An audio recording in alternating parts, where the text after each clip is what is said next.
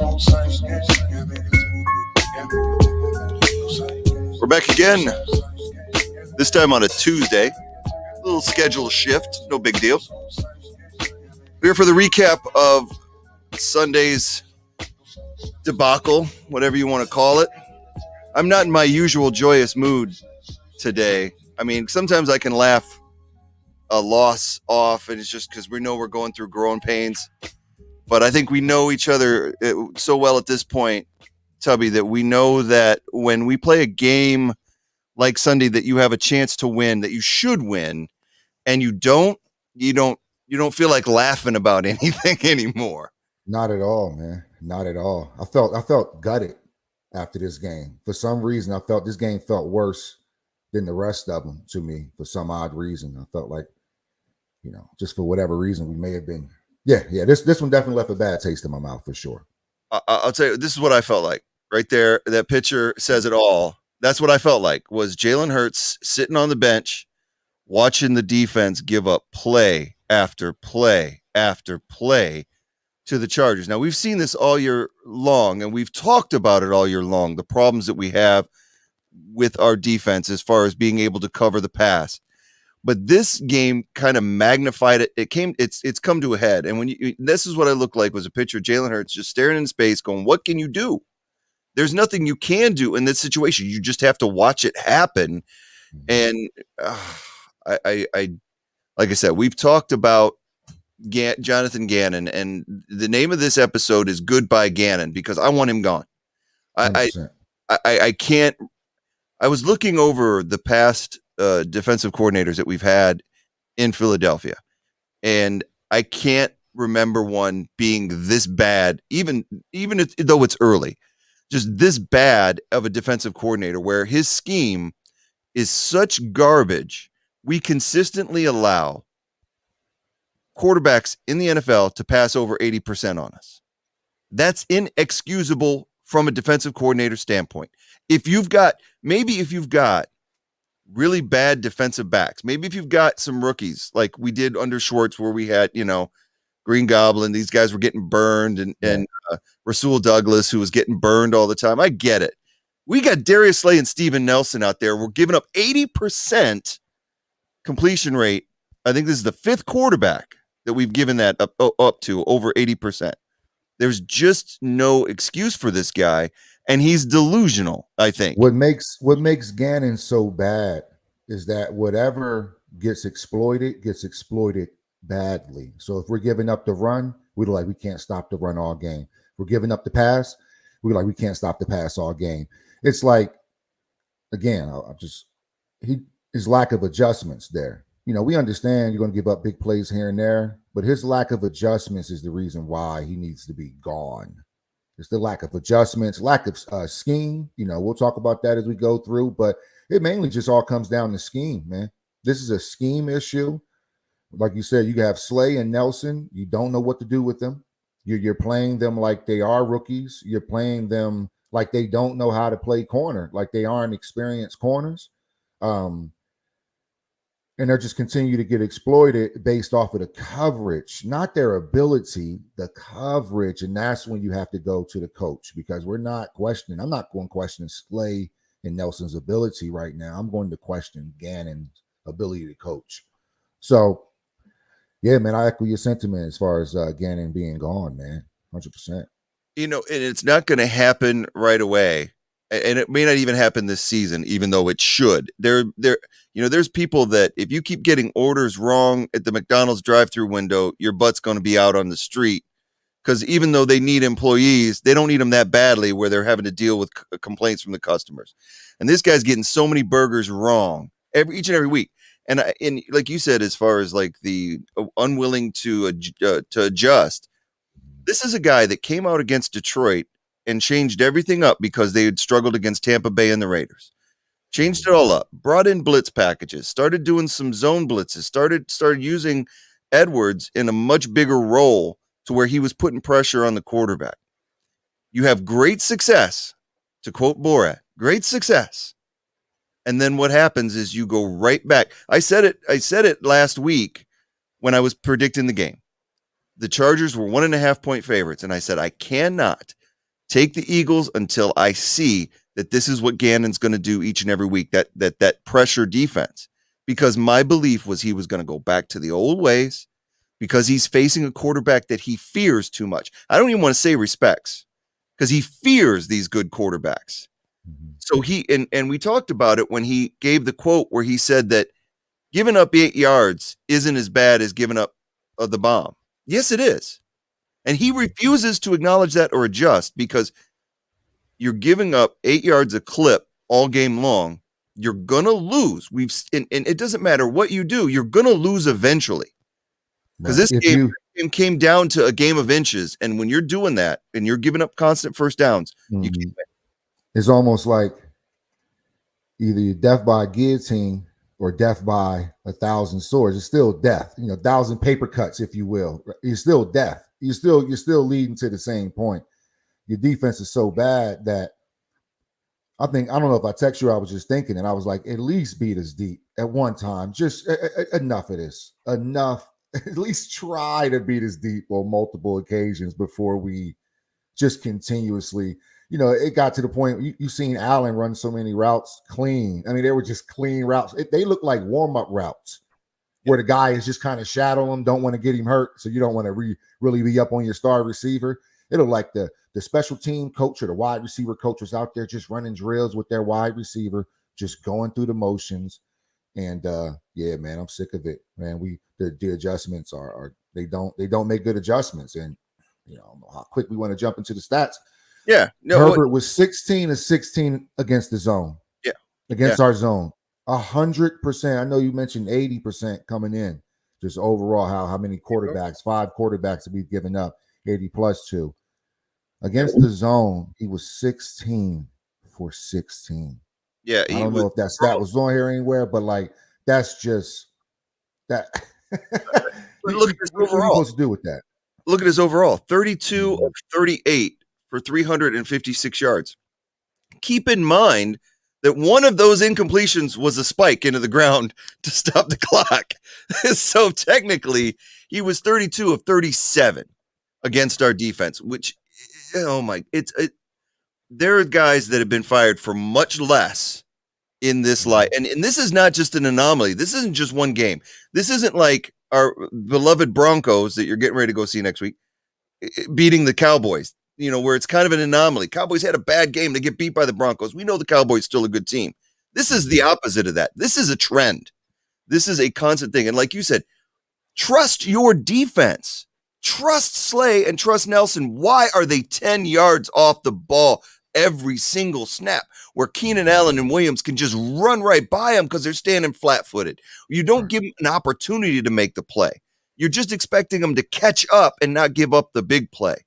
And it's ridiculous that you don't trust guys like Slay, who has a pedigree of being a cover corner and being able to be out on an island, and you don't trust him enough to get him at least within 2 to 3 yards of the line of scrimmage. At least 5 yards of the line of scrimmage I'll take.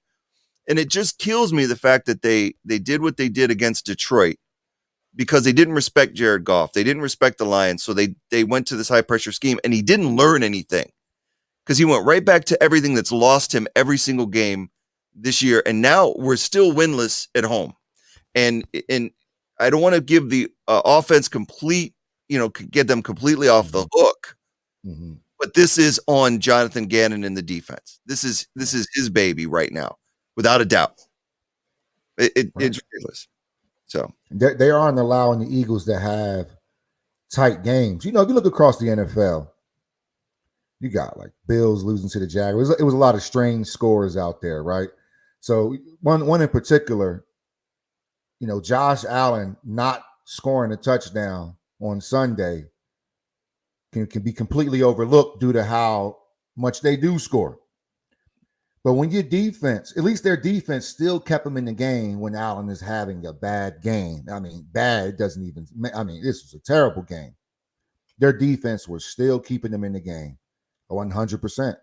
And even though they still lost that game, here's a good team that even though their offense struggled, they still had something else to fall back on. They didn't win, but they had something else to fall back on. We don't have, if Jalen Hurts isn't completing all his passes, feel like we have nothing else to fall back on because once defense gets on the field, you feel like you're going to give up points. And then it becomes just more pressure and more pressure. And every throw, everybody's holding their breath on every third down now because we know if we don't get this third down, we give up points. So there's you can have almost an anxiety if you're playing offense for the Eagles to the point where you feel like you have to score every time down the field. And if you don't, it's going to look that much worse, particularly when you have a young quarterback that's still growing in all the progressions of the passing game. He's still growing and learning a new system. So, man, and we're talking about guys that have been in these systems and can still struggle. So we understand that quarterbacks can have struggle games, but it seems like a lot of times this year, man, no matter what game Hurts is having, our defense is still struggling. It's like, how do you win games? How do you win games, Lee? How do you win games? If no matter what, your offense is still going to give up 80% completion. Right. And that's the thing, is that the only time the defense has played well is when they didn't respect the quarterback, against the Falcons, against the Panthers, and against the Lions. That's the only time that Gannon's brought pressure. It seems like against big name passers like Mahomes, Carr, Brady, and now Herbert, he just backs off. He just backs off, and he plays that shell coverage, and not a single blitz to be found against the Chargers. This is a guy in Herbert that is dying to be pressured. And it sure as hell wasn't the other way, because we had Bosa flying at Hurts from all over our line. It struggled, and Hurts was able to make plays. But that was because they were bringing constant pressure. And I saw a lot in the news that said, well, this game is not just on Jonathan Gannon, it's on that really highly touted defensive line. And I get that. We've got 4 guys that are supposed to be able to get to the quarterback, in Cox and Hargrave, Sweat, and Barnett. And they're not doing it. But my thing is that you can't just put 4 on 5 and expect them to get to the quarterback when you're leaving guys so wide open all over the field. Right. There's a two-way street in there, whereas if you at least play coverage tight, then you give your defensive line more of a chance to get to Herbert, to where he doesn't automatically see somebody open, because Herbert was getting the ball out fairly quick. It wasn't like we saw Herbert standing back there with 5 seconds to throw. He was just getting the ball out quick because nobody was covering the receivers within the first 10 yards of the field. Because we saw a couple of deep passes. You had the deep ball to Williams that was just a great catch, where Slay was on him. And just Williams made the catch. You saw a few like that, but you didn't see overwhelmingly the defense getting burned. They're just not there when the ball is caught. It's if you watched them, they were just 10 yards off the ball. So it's like you said, though, it's funny because this was upset weekend. It was insane weekend. Jacksonville beating Buffalo. Yeah, the Giants beating the Raiders. Giants got a really decent defense, especially playing at home. You had other games like that where the Vikings pushed the Ravens. But these teams that are the top teams that lost this weekend, their fans aren't mad. They're mad a little bit. They're disappointed. They lost to Jacksonville. The Bills fans are. But they know what they've got. 100%. And so do we. And not to let the offense completely off the hook. The game started out, they actually had a pretty decent drive, and they get to the 45 of the Chargers, and Hurts badly missed Goddard. 10-yard line. Hurts had a couple of passes like that where he overshot the target or threw way wide. He was off target. He wasn't inaccurate as most games, though. And you can't expect him to always make every single play. But yeah, he rushed that throw, man. He rushed the pocket was, it was pressure, but it was still, Goddard was just that much open that you go, okay, you have to get it in the vicinity for Goddard to kind of have to make such an acrobatic, catch. He tried to one tip it, back to him, just couldn't really get to him. So yeah, he was wide open. You have to make that. That's what makes it so bad, because it was like nobody within about 10 yards. But this is what I'm saying with Hurts. Every throw is an indictment. That's the defense is so bad that every throw, Hurts can't even afford to make that throw. Yeah. Fucking Herbert missed that throw on the first drive. Right. To Allen. He missed the high throw that could have went for a touchdown. Nobody cares, because they got a defense that can stop it, and they have an offense that's going to go through them. I keep going back to, I just feel like Jalen Hurts is in a no-win situation. This team is so bad. Meaning, if Jalen Hurts was down, if anywhere else, I think the variable is that he's a Philadelphia Eagles quarterback that went through this Wentz debacle. Oh, I yeah. think Hurts is getting just incredibly unfair treatment, man. Quarterbacks make bad throws. I watch a lot of football, man. Bad throws happen. I mean, spraying the ball all over the place. Hell, Patrick Mahomes, Super Bowl MVP, league MVP, throwing the ball all over the place. But we can just we can make it feel like we can make Hurts feel like that one Goddard throw in the first fucking quarter changed the whole game. Yeah. And that is what is so disappointing about just the approach when it comes to Hurts. Because, after that, they only punt the ball. They punt the ball. Yeah. They punt the ball in that drive, and they punt the ball twice the rest of the game. So we got that, and then we punt the ball 2 more times, and yet, we can still mention accuracy is still these little surreptitious jabs at Hurts that really come from a deeper feeling. So at the end of the day, we don't have an identity on offense. Therefore, this young man does not know what the hell is going on most of the time. That's why when you see him sitting on there on the bench, this is a guy that's just sitting there like, man, I don't know what y'all want me to run the ball. Y'all want me to throw the ball. What is the scheme this week? I have to change based off of every week. I have a coach that can't get it together on offense. Do you want to run the ball, sir? Or do you want to throw it? Last couple of weeks, we've thrown the ball, we ran the ball, 36 times this week? We can bring the stats up too. We got the stats for the game. I don't know what we got, but I got it right here. 36 times or something like that. Yeah, so our carries. Look, Howard came out running the ball really well. So besides that first drive, but then here's the point I'm gonna continue to make. We come out, we all know we need to run the ball. What did we do our first 6? We threw the ball 5 times, right? We ran the ball once and then throw. We threw the ball 5 times in a row. That's not the offense. And then you'll get these inflated numbers where you have 17 passing attempts from Hurts, and 6 of them was in like the first drive. Because we just tried to throw the ball 6 times. So obviously telling East, like, here we go. Why are we throwing the ball 5 times in a row when we were trying to establish the run? I think it just comes out to, and then we doing RPOs, and we really don't need the RPOs. I think he did a really good job at reading the RPOs, just kind of rambling on a little bit. But just overall, man, I'm just tired of coming out and saying, okay, what's going to happen this game? What's going to happen? It just seems like it's every week, man. Every week they start off without an identity or they don't stick to it. Same way on defense. And it just ends up, I think, blowing back in our face a lot of times where I really believe because of our lack of identity, every throw has to be perfect from Hurts or he will be 100% scrutinized for it, man. He won't be looked at as a young quarterback. He'll be looking at as a Philadelphia Eagles quarterback. He was down in Jacksonville. He'll be allowed to make all these mistakes. No problem. But when you're in Philly and you're coming off of, fresh Super Bowl, still 4 years, and a quarterback that people still love in the door, and Wentz and Foles, man, you're like the third girlfriend, I guess. Like you're getting all the baggage. So maybe we need to trade Hurts so we can go to a better place for him, and we can bring in a quarterback with low expectations. And if he does good, cool. If he doesn't, cool. But the Hurts slander is it's almost I was watching the Eagles live chat. I'm going on a bit of a rant. I was watching the Eagles live chat right after the game.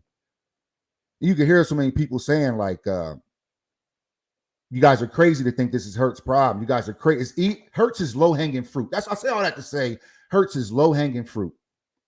And that's where I'll just leave it. Hurts is low-hanging fruit. When you're the quarterback, it's going to be like that. But in particular, I think there's extra emphasis on Hurts. I think he's going to be a good quarterback in the NFL. I think he has good poise. I think he has good leadership. And I think with the right coach, I think he's going to take off.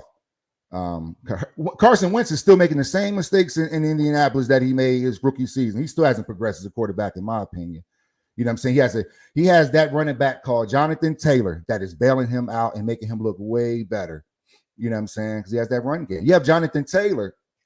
You can hide a lot of things. He doesn't have a Jonathan Taylor, but he has a Jordan Howard that's been looking like Jonathan Taylor if they keep running the ball with them a little bit more. So that's kind of just my little Hurts rant with the offense in general, man, because it's so bad on defense. Herbert can come out and score, hit 16 for 16 against our zone. Let me see Hurts go against this bullshit ass defense we putting up, and then talk to me about numbers. You know what I'm saying? So that's just how I feel about it. The closest that he came to facing a defense like ours was the Chiefs. They play the same type of back. He played well, and he had extremely high numbers. Right. I think any quarterback that's halfway decent comes up against this scheme is going to pass like Herbert did, 80+%. We've seen it. So it's not like I can even say I think it. I know it. I know that these guys are going to pass for 80%.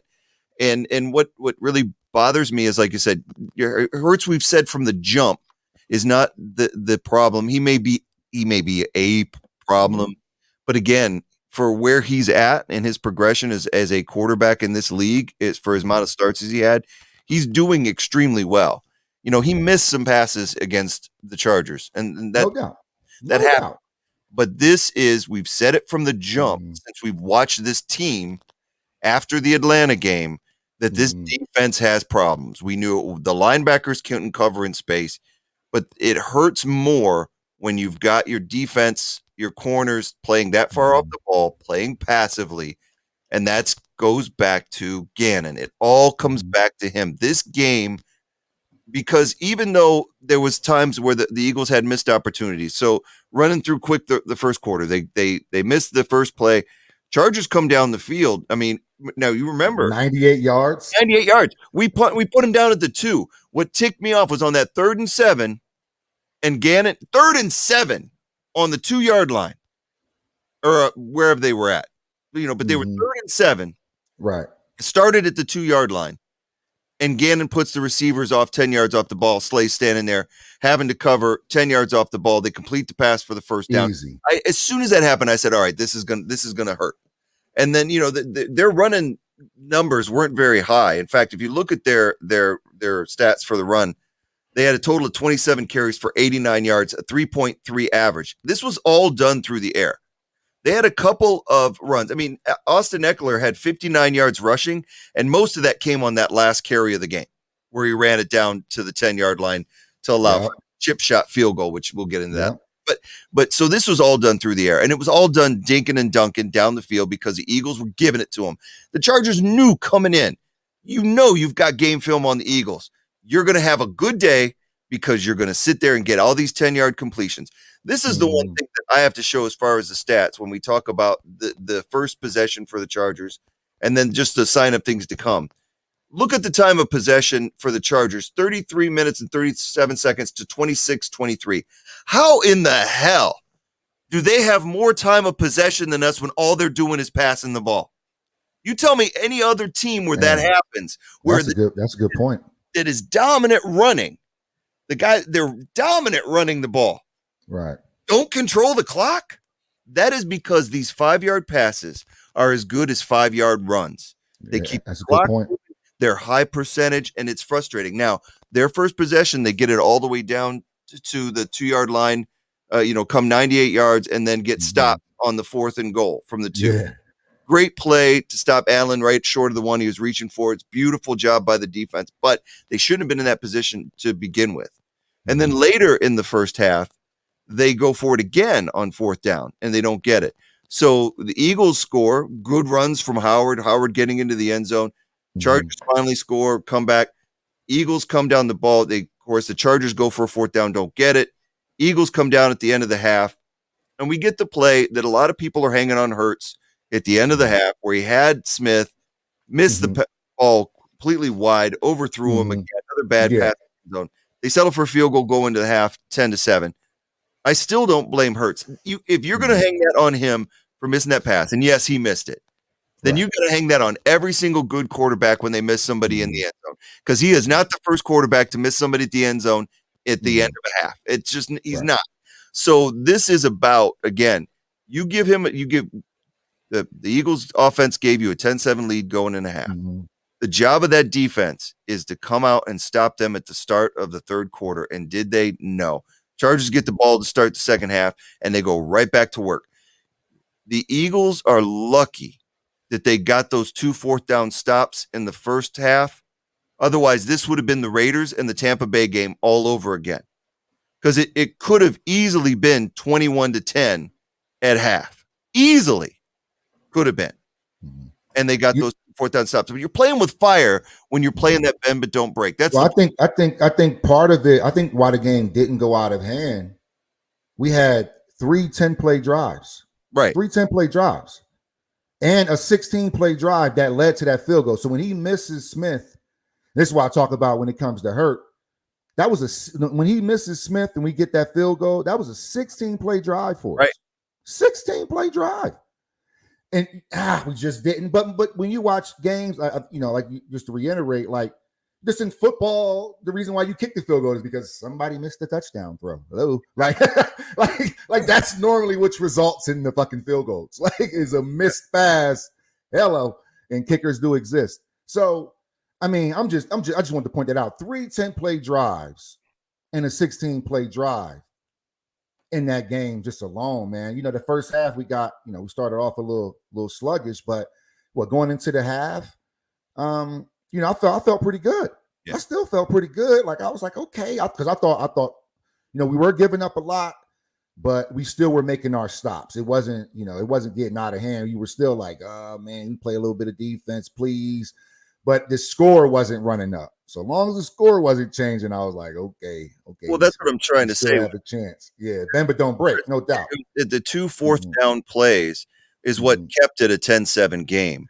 Right. And so I don't want to say the Eagles got lucky, but they got lucky. They were all the way down at their own goal line. The second, fourth down play was in the Eagles.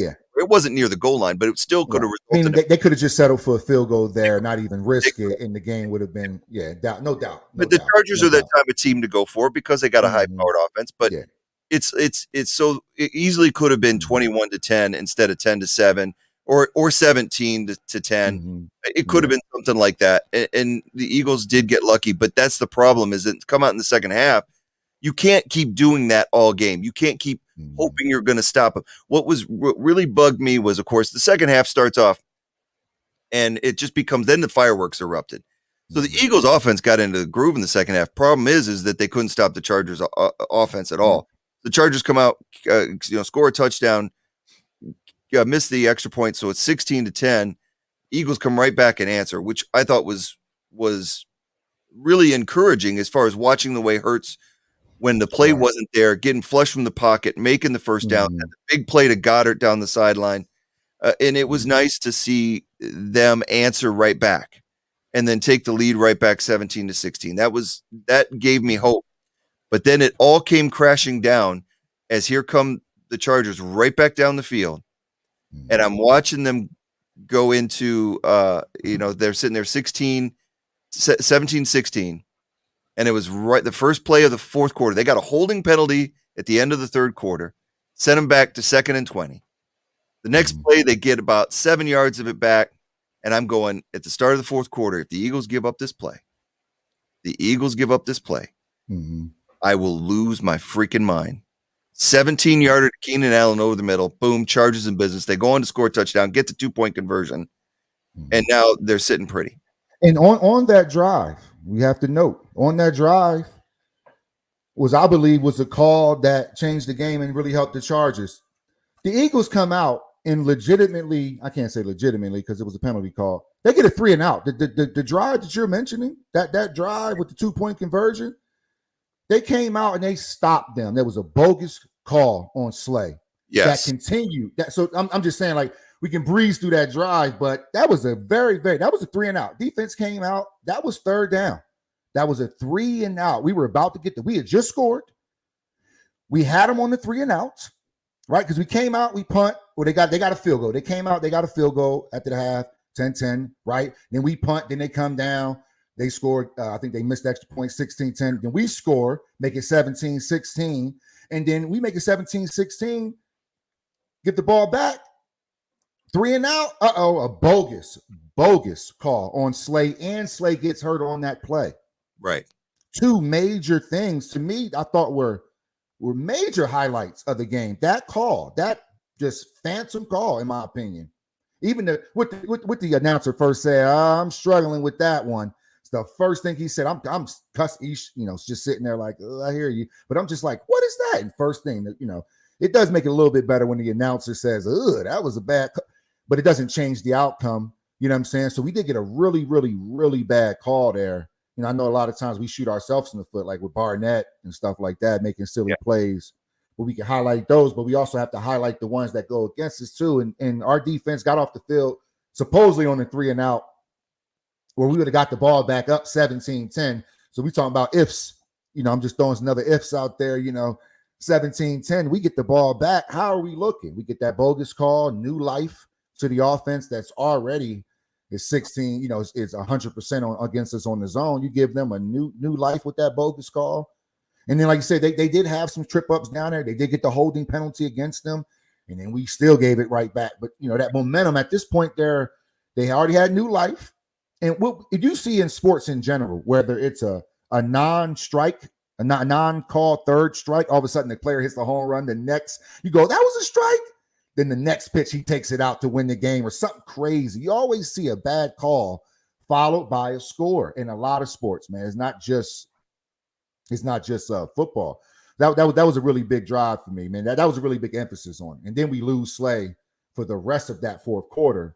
Right. And then Allen just starts to eat, man. Allen, 12 catches, man. God damn. Well, yeah. It was that drive, you're right. The play from Williams on Slay was he if anything, Williams grabbed a hold of Slay and yanked him down and caused the injury to his ankle. And I don't know what the ref was looking at, just because there was some contact. He automatically sided with Williams, and that shouldn't have happened. That was supposed to be Eagles ball, 17-16 Eagles. Definitely. We're coming off of a 10-play touchdown drive. Offense is rolling. 10-play touchdown, that means your offense, is rolling. Yeah, and then here we go. So it's little moments in the game, man, little shifts. Because the game was fairly, I know, fourth down stop. We did have a lot of moments where holding our breath, but hey, it's not my fault they went for it. I never felt out of the game. How about that? No matter what was going on, I always felt like the Eagles could win this game, and more importantly, when it was 17-6, we get that play on Slay. I'm like, it's back to his penalty. I never felt out of the game, but the problem was I didn't trust the defense, and that's a mistake. I think the offense was the same thing. If we go back to that picture of Jalen Hurts, that's Jalen Hurts sitting on the bench, staring into space, not trusting the defense because they're giving up all these easy pass plays, and so yes, they get the penalty, and that was bad. But then, like you said, at the start of the fourth quarter on that drive, they had a chance to stop them. They had them in third down. You stop them there, they force a punt, and if the Eagles can score again, then it's the same thing. But Gannon has shown time and time again, he's not into pressuring quarterbacks. He's into hoping that his front four will do it. He doesn't bring anybody additional from the blitz. He doesn't, even when he does blitz, he doesn't disguise them. He's not a good defensive coordinator. And that's the heart of this problem, is that the Eagles were never out of it. And that's what makes it so much more maddening, is that the Eagles were never out of it, except that their defense could not stop Herbert and those receivers. And that falls on the coordinator, because we can both agree that it's not those guys out there covering. And at the end, like you said, they go up, they get the 2-point conversion. Now they're up 24-17, and Eagles backs against the wall, but they responded, and Hurts responded. Mm-hmm. And kudos to them for coming all the way back down the field. Hurts looked like an MVP candidate type quarterback on that drive. And it made me feel good about the offense going forward. And then to hit Smith over the middle for that 28-yarder, which Smith just took it and just ran by everybody and got into the end zone. You get it and you're tied. But the problem is I looked at that clock with 6 minutes left, and I went, this is a problem. Because even if the Eagles had left them 3 minutes, I think they would have lost that game. There was, because the way the defense was playing, that you knew that the only thing in favor was if the Eagles, maybe they could score right away, then maybe the Eagles could get the ball back and tie it up, send it in overtime. Right. But that wasn't the case, because they come down methodically down the field. And then, of course, you have Barnett with the false start, or the encroachment. Very frustrating. And then Eckler taking over and getting yard after yard on the ground when we know they're going to be running at the end of when they were down there in field goal range 30, and they actually what was so frustrating was it was 3rd and 2, and they stopped Eckler in the backfield. Mm-hmm. The Chargers had called a timeout right before the play, and I was like, "Oh, that's not good. That's not good," because they're going to go right back to it. And then all of a sudden, the Eagles weren't there, and Eckler comes down just short, but then they quarterback sneak it and get it. Next play, they hand off to Eckler, and he runs it down to the 10-yard line. And you know they're going to run, and that's the one thing that drives me crazy as a defensive coordinator. You don't communicate to your staff just to bottle up the run. I'll give up the pass. Right. I would gladly give up the pass right then and there to have them score a touchdown to at least give us a chance with some time. The one thing you do not want to happen is them to run down to the 10-yard line and be able to kneel out the clock and kick a chip shot field goal. And that's exactly what Gannon did. So with all that it was, with how close it was, that was the thing that made me angry. Yeah. And it overall was the fact that we had it. And if we just play halfway decent defense, and it reminds me of something you said earlier, if Hurts were on a different team, then he would be able to make choices or make decisions on the field that he's not getting to make in Philadelphia. I think he would thrive. Like, I think if you swapped him out with like Justin Fields, not saying we can get Justin Fields. I didn't think Justin Fields was that good at Ohio State. I thought they had a really good running game in Sermon that carried a lot of that offense. I think if you put him out there in Chicago, I think if you put him out there in Frisco, I think that, since we're on that topic, I wonder if we could put it in like a percentages based, like a weighted score as far as like the situation in Philadelphia. Like what are I think it's 90% our coaching staff. I'm gonna just group them as a whole. 90% our coaching staff, because it starts with the head, and it could be 10% our quarterback. We may need a more experienced quarterback for what they're dealing with in Philadelphia. I don't think Jalen Hurts is having time to develop. I feel like he's almost in a win now mentality. And hell, I mean, I don't know if it's just because, and I think you also have to factor in, if we're doing 110%, that the plan in Philadelphia has an extra weighted factor because, but Daniel Jones been stinking it up for years up there in Giants. He's stinking it up. Nobody cares. Nobody cares. They'll win here and there, but most of the time you'll see the games. He'll be a meme. He'll laugh and stop. You got Fields who, they're a little hard on him, but they know he's a rookie, so they're just kind of like, whatever, just let him make his mistakes. But I think Hurts playing in Philadelphia, man, I think that's hurting him. I think that's hurting him based off of the situation. The second time I've said this, based off the situation that happened with him being there with Hurts in the Washington game. I just think it's just not an ideal situation for a young quarterback when they should have ideal situations in order to thrive. I think that's and a lot of times, man, you need a strong running back. Most young quarterbacks that do well, Russell Wilson, got a strong running back, and Lynch, strong defense. So you can have time to develop. Then you go, damn, this dude's Superman. Because he had time to develop. You had take Dak Prescott, for instance. Man, them first couple years with Zeke, Zeke was unstoppable. They got drafted together. Zeke was unstoppable. So Dak was stinking it up. He was stinking it up those few years. But Zeke held them on, because he had a running back. You take another quarterback that's young. What's his name? I think the reason why even Tannehill's been able to thrive in Tennessee is because of Derrick Henry.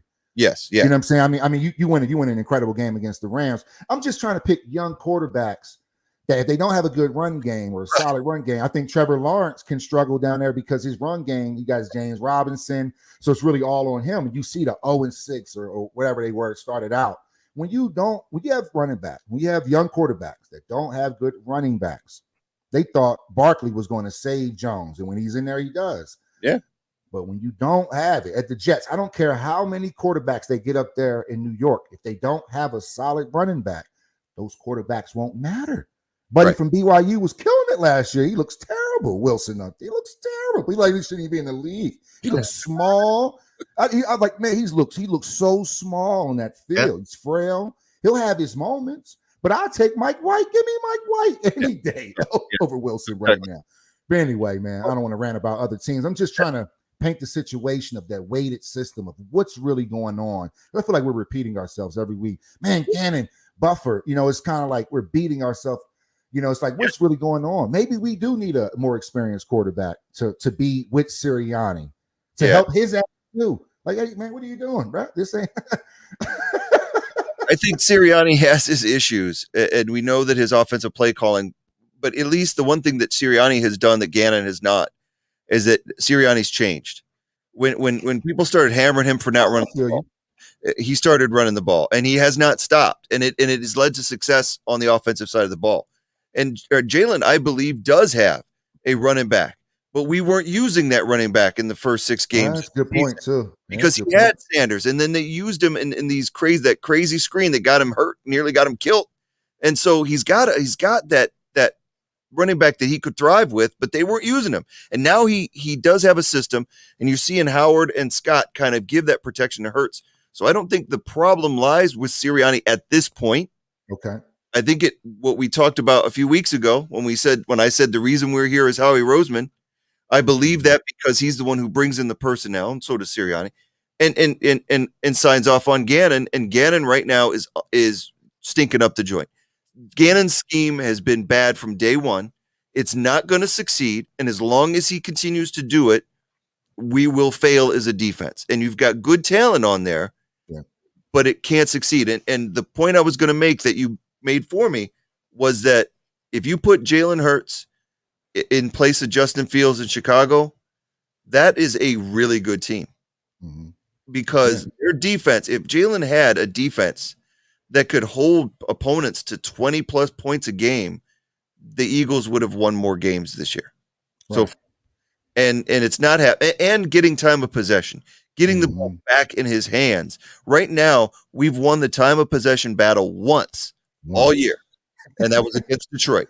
And 0-17.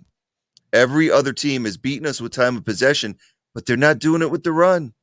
They're doing it with the pass, and that's what's frustrating. So coming out of this game, it leaves a bad taste in your mouth going forward. You look at the rest of the schedule, it's favorable, but you don't have any optimism because you're not seeing the production that the defense needs to be provided. I think that now that I've seen Edwards play a little bit more and Davion Taylor, I'm starting to think that the linebackers may not even be that much of a problem. It's that scheme. It's that scheme, man. I think it comes down to scheme. I really do. It comes down to placement. Speaking of scheme, just one more point. You remember when Herbert lined up for the quarterback sneak, but then they called the timeout?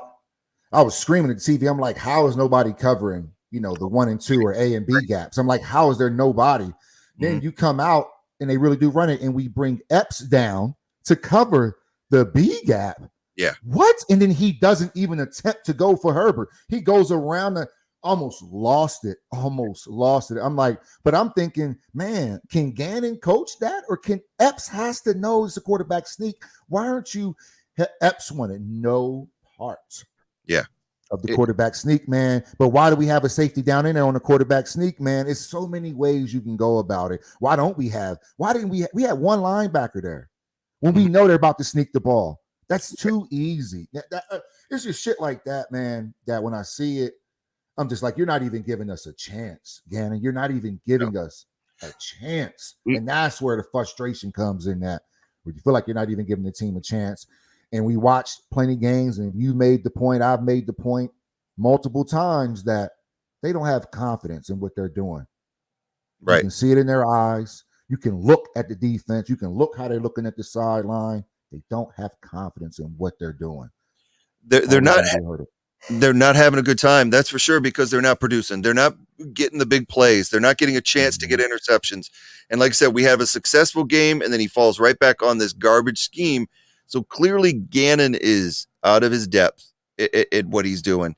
And there's just about anybody in the league that could come in and do a better job. And I mean that sincerely. You hate to be that Eagle fan that just always has to rag on him. But the truth of the matter is, this guy is not meant to be a defensive coordinator if he's going to continue to do this scheme. He has the choice right now. He's seen it work in Detroit to go back to that for the Denver game. And we'll see if he does or not. So That remains to be seen. We're going to cover that tomorrow on the live stream. We're going to cover the Denver game that's coming up.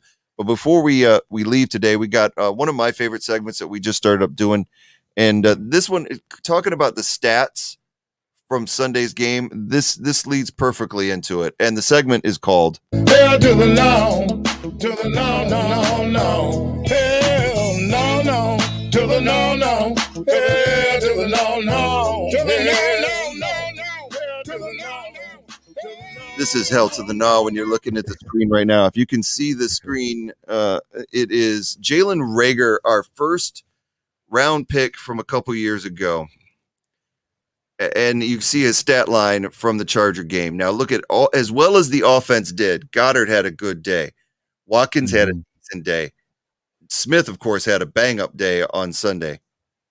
This is our number one draft pick. This is our 5'11", 197-yard receiver that we picked with a second to 21st pick in the draft.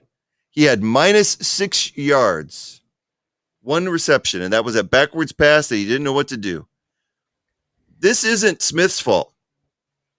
This isn't Goddard's fault. This is definitely not Hurts's fault. Mm-hmm.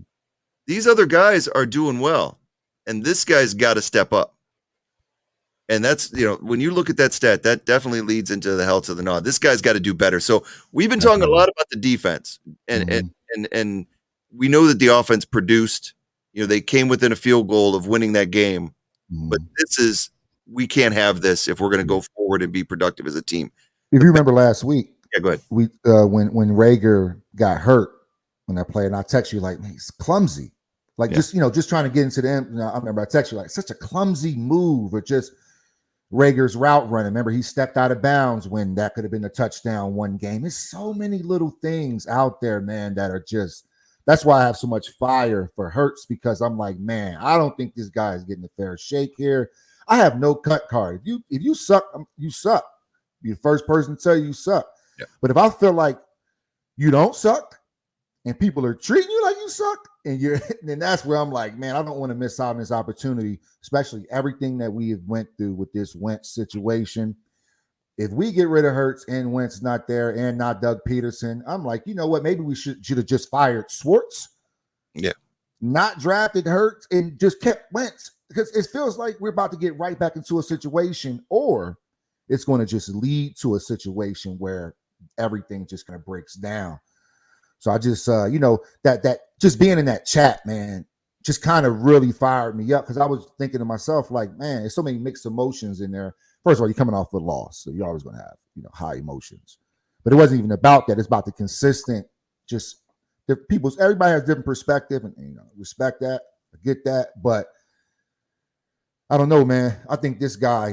I think if you see, I don't see the offensive players. Okay, when you have a bad quarterback, a bad leader, you'll see the players respond or look at him or cuss him out on the sideline or have these little altercations or but you don't see that. You don't really see them in Hurts' face. You don't see. No. We have a lot of goofy ass plays too, man. When hell to the no should have been Driscoll again, just tackling our own quarterback. He swiped the ball one game. Goofy Driscoll's goofy. Yeah, we definitely need goofy ass plays and really bad moments. Those are both really bad moments to be goofy. We definitely need Brooks or at least Sayamalu back at the guard spot, because Driscoll's stinking up the joint too, and it's really frustrating. But yeah, it to me, that hell to the no, looking at Reagor's stat line and looking at what he's done all year, and then looking at the fact that our second round pick from a couple years ago as well, JJ Arcega-Whiteside, is just riding the bench. It all leads back to Howie Roseman, like we said a few weeks ago, is that this whole situation, including Gannon, is on Howie. And if it continues this way, then it's a matter of you got to blow it all up, and Howie's got to go too. Gannon's got to go. I'm willing to give Sirianni a chance on offense, because the offense is starting to produce and he's starting to make adjustments. But if that leads to Jalen Reagor riding the bench for Ward, then so be it. Because remember when he got hurt, we were like, well, this may not be a bad thing. And sure enough, Ward plays better than he does right now. He's bigger and stronger. So you really you can't even say anything about the size, because Devontae Smith is not a big dude, but yet he's out there producing. Jalen Reagor just isn't getting open. and he isn't making the catches that he needs to. So Maybe he's just another Nelson Aguilar that Oh, just doesn't work for us. Nelson Aguilar is better than him. So shout out Nelson Aguilar, first of all. Sorry, I know you disappointed us after the Super Bowl, but you do have a ring with us. Exactly. We always love you. But yeah, man, maybe Rager is just not good. Like that's a thing too. He could just not be a good quarterback in this scheme, or I'm sorry, wide receiver. Maybe he's just not good. Same thing with JJ. Maybe his pass blocking can only take him so far. He stopped doing that now. So I'm just so fed up and pissed, man. It's just like I don't even know, man. The thing that frustrates me about Jalen Reagor is that we were watching that draft together, and I said we both said Justin Jefferson was the guy. Justin Jefferson was the pick, and then we try to outthink ourselves by going with a 5'11", 190-pound receiver that dropped a lot of balls at TCU. Let's go back to that. He was known for dropping balls at TCU, and yet we pick him 21st overall. And Justin Jefferson goes 22nd. So again, when you're making that kind of decisions, you're setting the team up. The team would be totally different right now with Justin Jefferson there instead of Reagor. It really would. Granted, even the bad defense, this team would be more powerful than it is right now with the Justin Jefferson or even a DK Metcalf that we could have had instead of JJ Arcega-Whiteside. So this goes back to Howie. I meant to pick on Gannon this podcast. I really did. Mm-hmm. But ultimately, it does go back to Howie. So it always goes back to Howie. And that leads us to the meme of the week. This will, as always, will be on our Audible and our Spotify kind of cover art for the week. And this one, I really can relate to that. This is a picture of an Eagles fan with the jersey that's this UGH, UGH. And I love the caption. It says, the perfect jersey doesn't exist. And there it is. There it is. I wonder where I can get that jersey, because right now that's the one we need to be wearing. It's sad. We just come off a Super Bowl in 2017. We had a couple of decent years afterwards because of the turmoil. Last year, just completely 4-12 debacle, just not good. What was it, 4-13 last year? Or was it 4-12, 5-12, 4-12, 4-13? Just whatever it was. I think it was 4-13. And then we come into this, and now we're already sitting there at 3-6, and we're right there with the Giants and the Redskins with the NFC least yet again. So, you know what I think really pissed me off? Sorry, man, I'm a little fired up. What really pissed me off was I was having such a good day because the Cowboys lost. I mean, the Cowboys lost. I was just sliding through the kitchen in my socks. I always feel really good when the Cowboys lose, and I felt like I'm just a sucker for my Eagles, man. I feel like, if we win this game, we're only 3 games from the Cowboys, and we played them one more time. Just trying to and then you see the highlights where you say where it shows that before that game, prior to that game, and after the Cowboys lost, the Eagles are 1 game out of making the playoffs. You go, what? How is that even possible? Yeah. And it fires you up, and then overall, of course we're going to scrutinize our Eagles. It was a good football game. One punt from the Birds in the second half. It wasn't a shitty offensive. You want those touchdowns. Hell, I want a touchdown every drive. But like I said, field goals come from missed touchdowns. There's a lot of field goals being kicked in the NFL. So I had a lot of hope, man. I really thought we could beat the Chargers. I really did, man. Should have. I was not prepared for Herbert going 16 for 16. Silly me. 16 for 16 against our zone. I hear you. Yeah, man. 16 for 16. How do you keep a job? I mean, name me a job you can be 100% bad in and still keep it. Yeah, I know. That's what we're talking about jobs, right? We're talking about Jonathan Gannon. If he worked anywhere else in the world, he'd have been fired by now. Doing this poor of a job. And just to reiterate, I did look at the last year's results. I forgot about the tie that we had. That's why my brain wasn't working. We went 4-11-1. So great season last year, and we're heading right now. We're not even at 4 wins yet. We got a shot to beat last year's win record. And that's basically all we got to really look forward to this year is, can we eclipse 4 wins? Because everything else I can't even hope for right now. Mm-hmm. Well, before we go, we've got one last question we have to answer. And this is a kind of an interesting one. No news yet, but he going to be hitting the waiver wire here soon. And that's Odell Beckham Jr. Mhm. And the question is should the Eagles make a play for him if he's available on the waiver wire when it gets to the Eagles? Because right now I think they've got like they're eighth in the order, something like that. So the waiver wire, I think it ended 2 hours ago, Did it? or was it tomorrow at 4 Eastern? Today at 4 Eastern or tomorrow 4 Eastern. But I don't think you should come to the Eagles. Not with Jalen Hurts. I just don't think he needs. I don't think it'll help Jalen to have a guy in his ear saying, "Hey, throw me the ball." Hey, when he was still trying to go through your own progressions. I don't think we want him to force the ball anywhere. And hell, I think we're 1 or 2 years away from Devontae Smith being an Odell type player. I think Devontae can be one of the best. I think he can be one of the best receivers in the league. His route running is just impeccable. It is razor sharp, man. And his hands are good. I mean, he has his moments, but do I want Odell? Nah, and Odell's not coming there. I think he probably I like to see him with, man. Not that I don't want him to go there, but the Rams, he would blow the roof off with the Rams. I don't know. What you think, man? Odell. All right. So here's the deal right now. Here's the updated news. So yes, you're right. The waiver wire cleared at 4:00 today, and no one picked up Odell Beckham. Yeah. So he's out because there. Of that contract. Yeah, exactly. Because it's a big contract. Right now, by tomorrow, probably. It's looking like the top destination, if he cleared waivers, would be the Packers, so that they could renegotiate. And now he can pick and choose where he wants to go. So that's the news coming out of the NFL right now. Is that Odell Beckham is going to probably be a Packer. We'll see what happens. My personal opinion, as far as the Eagles, this is just Howie being Howie again. I think that it wouldn't have hurt. It all depends on, like you said, the contract. We would have to have him clear waivers and then renegotiate. We're not going to give him the money he wants because we were sitting there with so much dead cap money because of the Wentz contract. We can't afford to pay him the current contract he's on. So what we'll have to do is we would have to renegotiate something, give him a 1-2 year deal. He's not going to accept that. I did read that Slay was reaching out to him, trying to get him to come to the Eagles because when we talk about Jalen Reagor and his underperformance, I think that it would help Smith be a better receiver. But the problem with that is the problem that Odell Beckham was in Cleveland. He doesn't want to be the number 2 guy. He doesn't.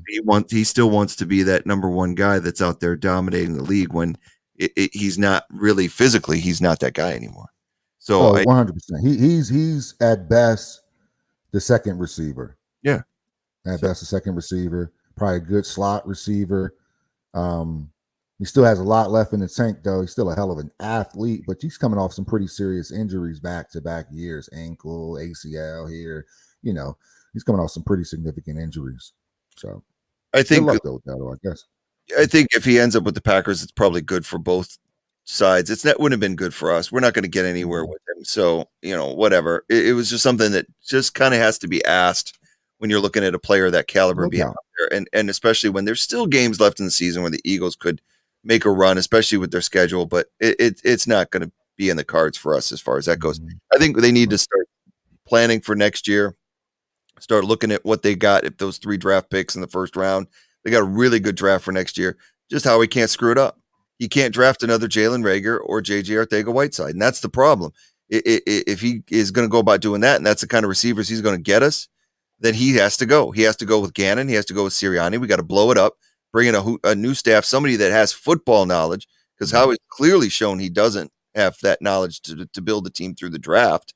He can pick free agents up all day long because he's shown he can do that and make some free agent deals. He did that in 2017, and it was genius.